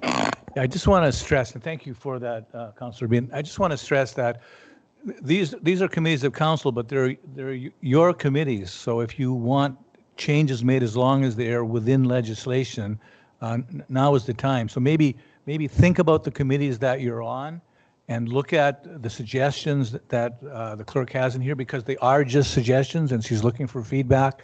And if you're not ready to provide some feedback right now, you can certainly provide some feedback over the next week or so. But the idea here is we want to make the committees consistent. We want to make committees compliant. Councillor McTaggart. Thank you, Your Worship. I certainly recognize the tremendous amount of work that's gone into this. It's a huge document, and certainly I can see the back and forth between some of the managers and on some of the committee questions and so on. So I really appreciate all the work that's gone into this. Two things. We're having a dickens of a time trying to recruit volunteers for committees. And how do we temper the legislative needs of the corporation with the interests of individuals to be on committees and to get involved and really try to make a difference? And I'm just trying to find that balance. I don't have an answer for it, but it's certainly a question I think that we need to think about as we try to engage our citizens to become involved in these committees and boards. The second thing is, in terms of setting up ad hoc committees within a advisory committee or board, I'm wondering if there's a way to streamline that or rethink that it has to come back to council for approval. That process could take 6 or 8 weeks, giving timing of the board or advisory committee meeting and council meetings and whatnot, and reports back to council. Is there a way to streamline that? I don't have an answer to that. I don't know, Madam Clerk, is there a way to streamline that process? I've documented your question. It's something that we can certainly look into and maybe provide some more feedback through this review, but I don't have an answer for you tonight. But it is a valid question. Anything else? Councillor Brunetta. Just further to Councillor McTaggart's question about, getting volunteers. I agree, and I think every community is in the same boat. Every volunteer organization's in the same boat. It seems like some of the boards, like the curling club or the Lions Club or whatever, it's all the older people are still carrying on because nobody wants to take their place. So, but I don't think that we should be looking at removing those seats just because we don't get any interest at this time. Because I think asking for volunteers for the community really shows our responsibility to be transparent. And it opens it up, many of our processes opens it up to the public so that people within our community can get information aside from the paper or the radio. So I think it's important that we maintain those positions on our committees. Thank you, Councillor Brunetta. Any other comments? Councillor Olson. Thank you. I still have an appetite to consider removing the ad hoc committee for Citizen of the Year. I don't know where the rest of council stands on that. I don't know, Councillor Mackey, from your perspective. The clerk's taking down, and we'll give that consideration. Go ahead, Councillor Mackey, if you wanted to speak to that. I think there's no need to have that. It's a 15-minute discussion with the committee members because there was no nominations other than the ones that ended up getting it. There wasn't like we had 40 nominations. We had 2. And so that was coming back to council as a whole to decide anyway. So my feeling is I wasted an hour of my time coming down here for 15 minutes to look at something that we would have been dealing with in a matter of minutes in the closed meeting anyway. Thank you for that, Councillor Mackey. Anything else? The clerk is dutifully taking down all of your ideas and suggestions. Yes, Councillor Brunetta. So just to clarify, you're not suggesting we eliminate the Citizen of the Year, just that the committee be disbanded and it go to council as a whole? You are right, Councillor. I love Citizen of the Year. I really do. I think we can do this in a less redundant way. Councillor Firth? I just had an idea about the Citizen of the Year. Is this something that we could reach out to maybe the Chamber of Commerce maybe and tie into like the business awards since it's an individual base? I don't know about the timing of the year, but I think we'd have to look into that. Councillor Bean? As a member of the Chamber Board, I'm pretty sure, Mr. Mayor, that the business awards are in September, October, so I would not coincide with trying to get it into the springtime to align with Volunteer Week. It's just my only comment there. Thank you. Okay. Yes, Madam Clerk. Thank you, through you, Your Worship. So Councillor Olson talked about creating a policy relating to Citizen of the Year. That would certainly be, because we do sense that Council still has an appetite to move forward with the Citizen of the Year award outside of just recognizing businesses. Like we're recognizing volunteering in the community.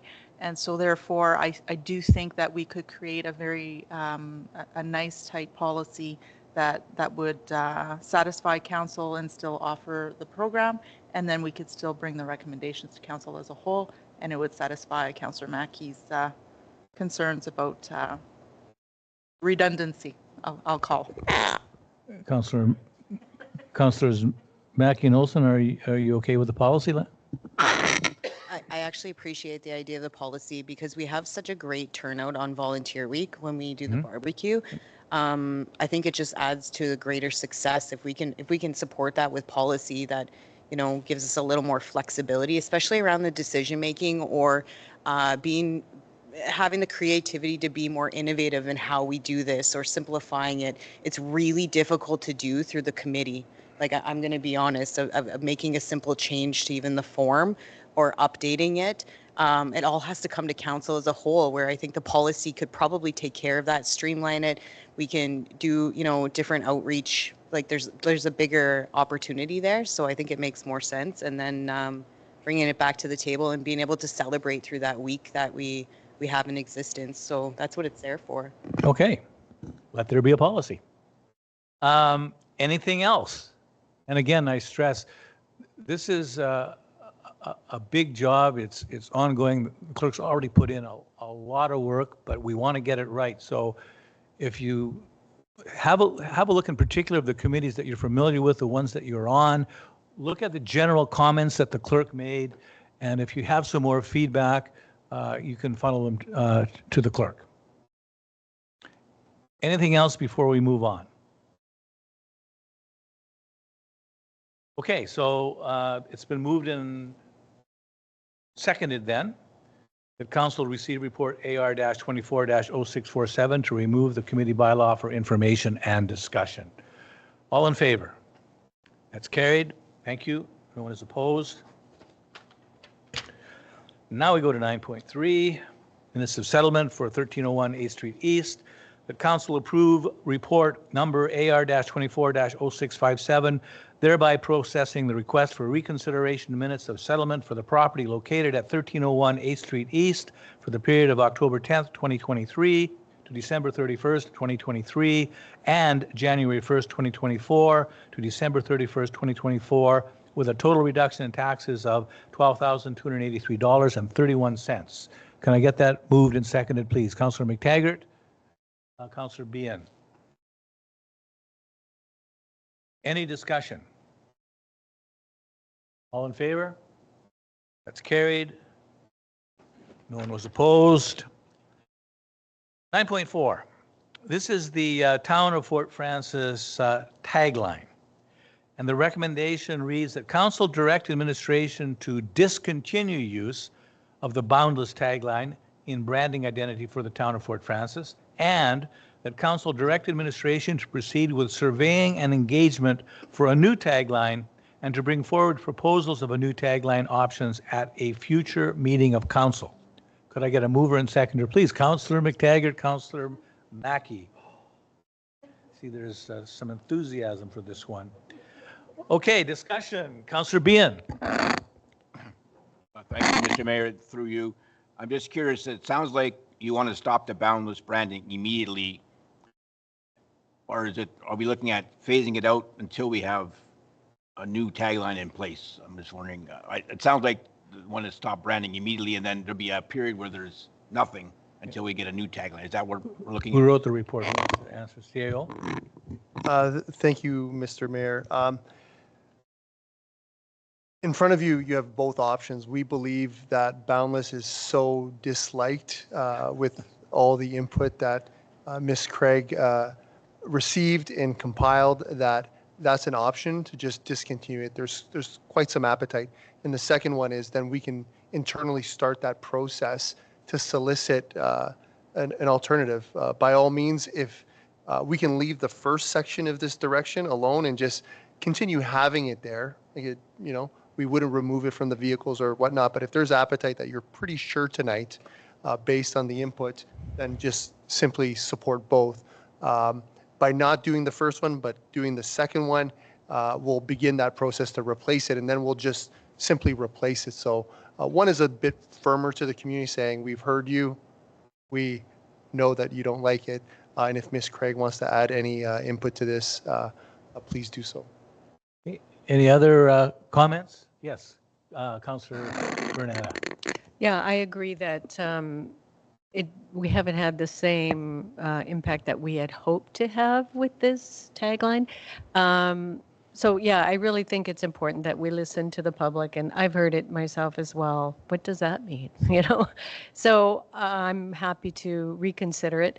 I think there's other things such as our letterhead, our business cards. They all have the Boundless tagline on them. So it would be quite costly, and I think we need to look at the financial implications of this as well, in terms maybe in our 25 budget process, to replace all the business cards and the logos on the equipment and our signage everywhere. So it's not a $0 impact for sure. So I don't think we should be removing it now and then waiting until we get a new tagline and then going back and replacing it. It seems like it's double work.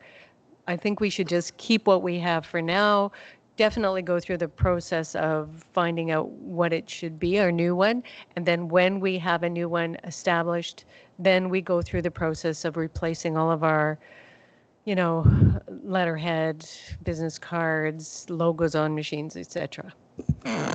Thank you. Further comments? Seeing thumbs up to that. No other comments? I think one thing we want to do is we want to stress that we're not going to hire a bunch of consultants at large dollars. What we're going to do is we're going to ask for input from the community. We're going to survey the community. We want the community's ideas, and so that should keep the costs down. Council, I just want to get a feel for what Councilor Bernetta said. She's recommending that we discontinue, that we delete the first line of the resolution, which states to discontinue use of the tagline right away and phase it out when we get the new tagline. How do you feel about that, Councilor Bien? Yeah, that's what I was getting at, Mr. Mayor, is that I think we shouldn't just take off Boundless tomorrow. I don't think we can. So we should we want to change it. We will change it, but we have to keep Boundless until the change is ready, as far as I'm concerned. Councilor Firth? So the items that don't cost money, that like say it's like emails or whatever, can we pull it there so it's visible, like to make that communication clear to the public that change is happening and it's happening today? I think we can do that if that's what council wants. So I'm seeing nods from the people that said don't get rid of it right away. So they seem in favor. Other comments? Okay, so what I'm hearing then is we want to proceed with surveying and engagement for a new tagline, but we will phase out Boundless when we get the new one in. But where it can be easily removed, we can do that. And Madam Clerk, can I just delete the first line of that? Your worship, yes, I would, because the motion has been moved and seconded at this point, I would recommend an amendment striking out the first sentence. Yeah. Thank you, Your Worship. In hearing council's discussion, I would maybe just amend, keep all of it and just use the word begin to discontinue. So that gives clear direction to administration that we can begin for the small stuff. A lot of the decal stuff are simply easily you can peel off. We can do things at low cost, not totally get away from everything, but where there's opportunity, we can do some stuff, but not everything. So that's the other option, that if there's an appetite to do a quasi approach to this, then I would just use the word begin to discontinue and allow us that that latitude to pick and choose some of the low hanging fruit. Thank you. I think begin to discontinue captures what council wanted to do. So I need a mover and seconder on an amendment that says, council, pardon me, to insert the word begin in front of discontinue. Moved by Councillor Firth, seconded by Councillor Bernetta. So on the amendment, any discussion? All in favor of the amendment? That's carried. So now on the main motion, which says that council directs administration to begin to discontinue the use of boundless tagline and the rest of it, that's been moved and seconded. All in favor? And that's carried.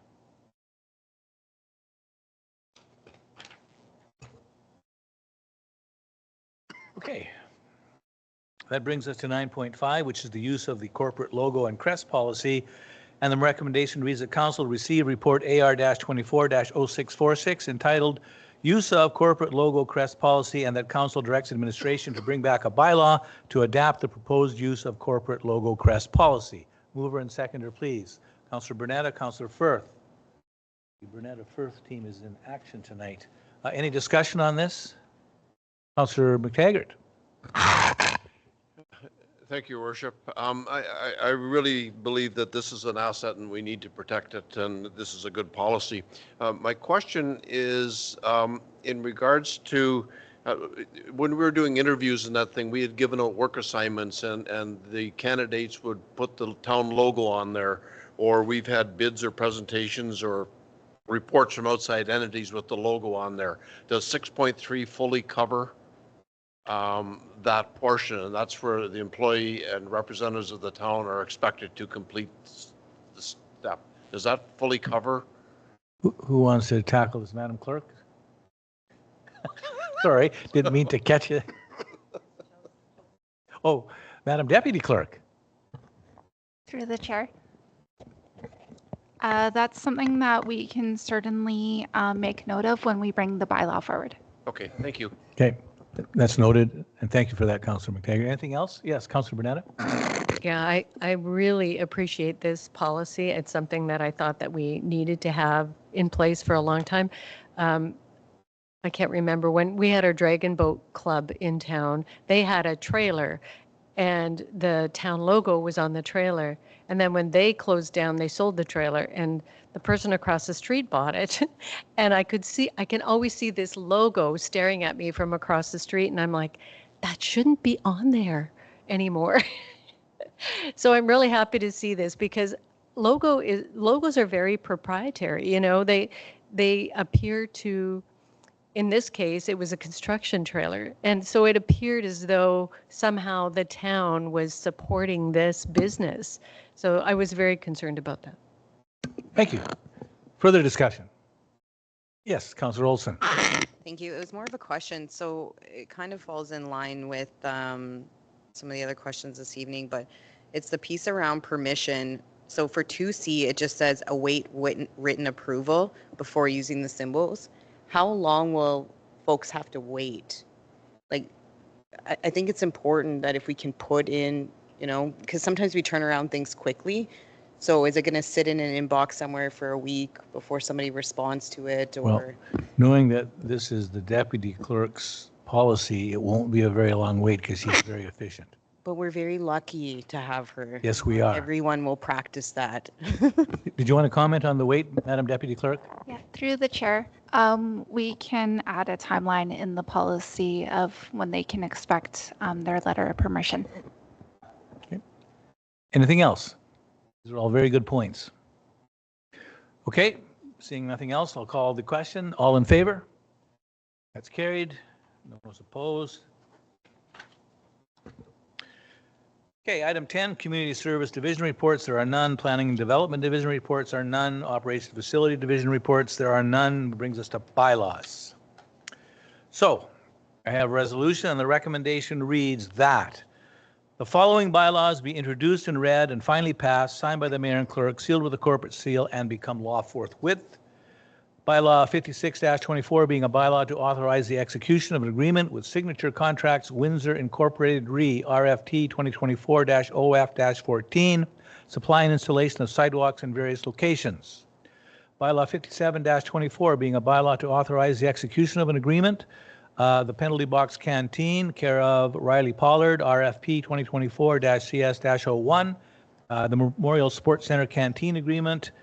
Next one is bylaw 58-24 being a bylaw to authorize the execution of an agreement with Rural Ontario Institute, Re-GIS data request.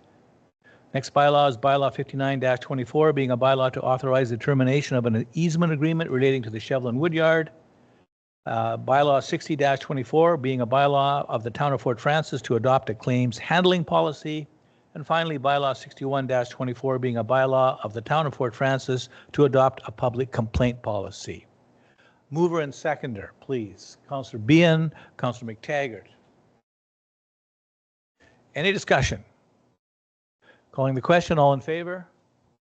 It's carried. I see no one opposed.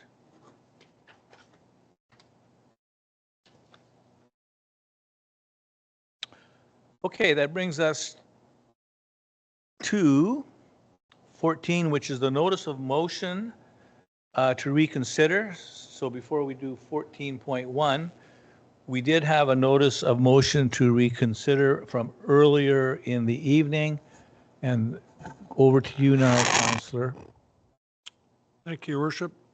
I'd like to make a notice of motion to, in regards to AR-24-0583, and that is the stop sign on Keating Avenue.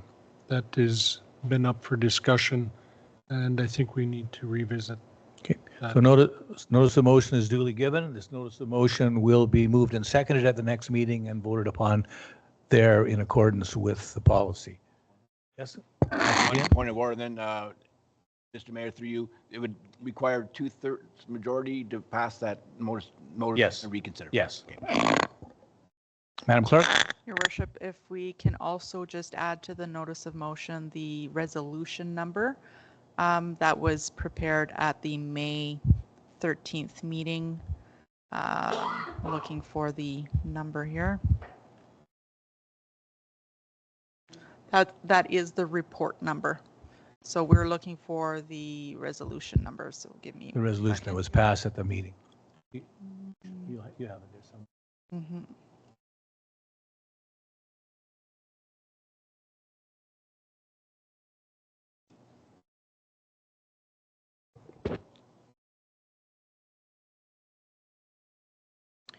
Resolution number 525. Okay, so we will add that to the notice of motion then. Yes, Okay. please. Thank you. Thank you, Madam Clerk. And then that brings us to 14.1. And at the last meeting, Councillor Firth put a notice of motion with this recommendation, and that we'll vote on now after it's been moved and seconded, that Council directs administration to draft a naming rights for municipal assets policy for consideration of adoption. So can I get a mover and seconded for that recommendation? Councillor Olson, did you want to move your own policy? Oh, no. You're welcome. No, you can. Oh, sure. Yeah, because then you get to speak to it first if you wish. So moved by Councillor Firth, seconded by Councillor Mackey. Okay, any discussion on this? Did you want to speak to it, Councillor Firth? At this time, I think it's pretty straightforward what I was trying to get at. Any other discussion on this? Yes, Councillor Behan? Thank you, Mr. Mayor. I think on the surface of it, I think it's a good idea because any source of revenue that we can generate, I think is important. When I was at AMO, there was, I sat in on a seminar on infrastructure. This was a new infrastructure project, but one of the big things they were pushing was naming rights so that they could help with the fundraising to build these kind of things. So I think there's definitely an avenue there. I'd like to see what the administration comes back with in terms of the actual policy looks like, but any chance we have to generate extra revenue, I'm certainly in favor of. Thank you. Thank you, Councillor Behan. Any other discussion or comments on this? Questions? Seeing none, I will call the question.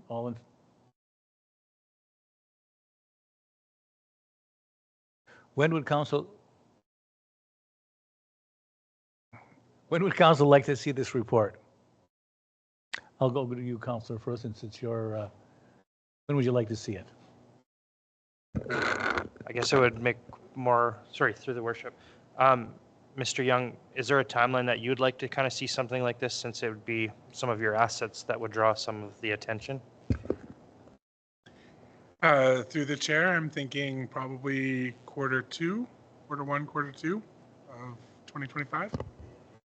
We've started some work on advertising policy, and I think that there's some overlap in these. And so as we flesh out our advertising policy, that's sort of where we're sitting on. But maybe CAO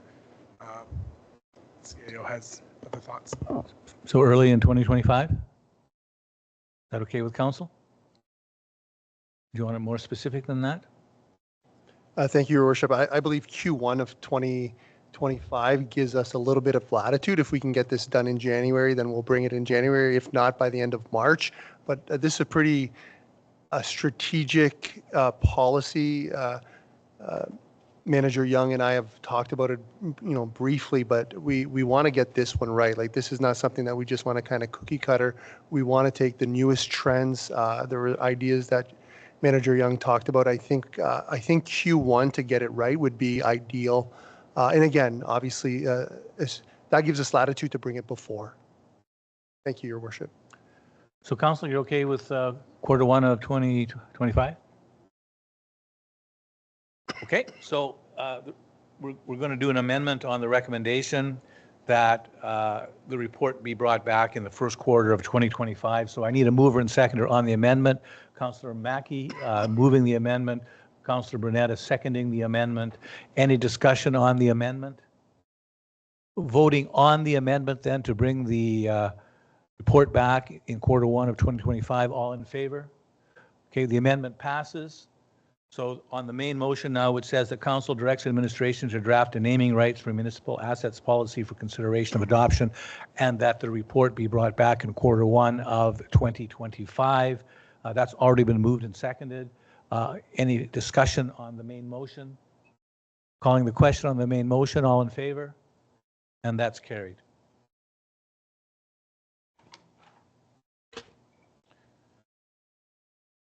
Okay. Thank you. I just got a compliment from the clerk. So we're now at the section item 15, where we're going to move into closed session.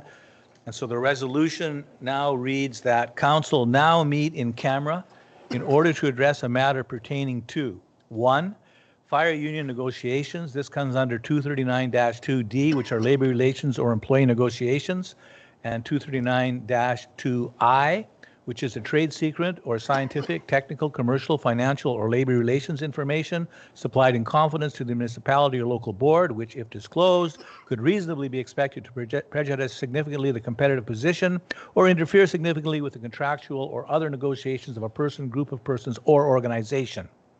2, the JTJ lawsuit, which falls under 239-2E, litigation or potential litigation, including matters before administrative tribunals affecting the municipality or local board, also falls under 239-2F, which is advice that is subject to solicitor-client privilege, including communications necessary for that purpose. And finally, the third reason we're going in camera is the CAO probation. This is under 239-2B, personal matters about an identifiable individual, including municipal or local board employees. I need a mover and seconder for that. Councillor Behan, Councillor Firth. Any discussion on this? Calling the question, all in favor? Okay, that's carried. Thank you. For members of the public and those at home, we will now move into closed session. At the conclusion of the closed session, we'll come back into open session and report. Thank you.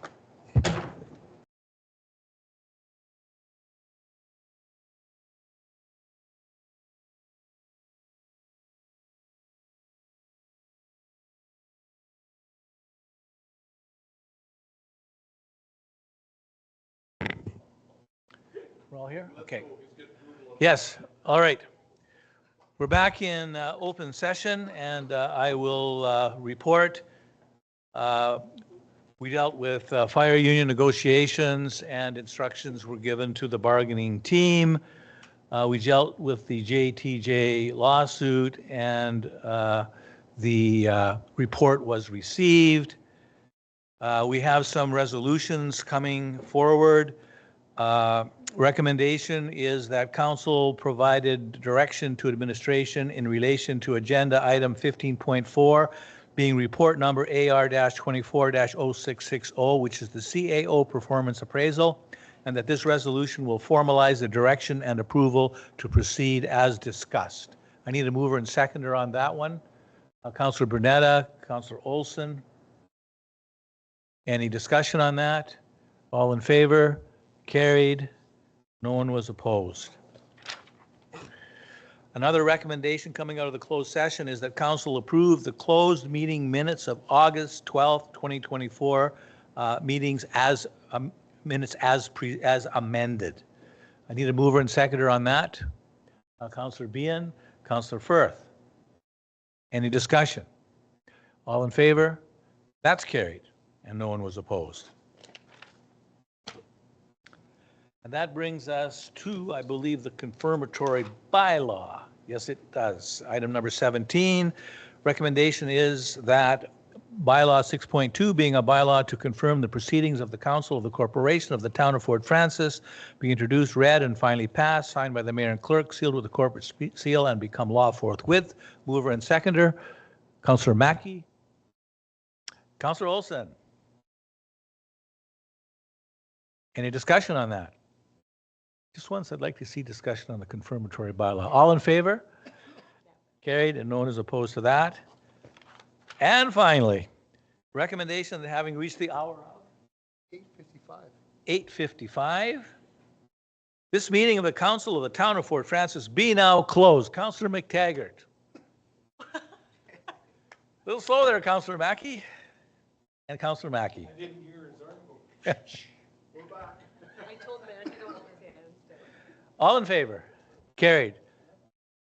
Councillors, thank you very much. It was a long meeting and some pretty heavy lifting, some good discussion.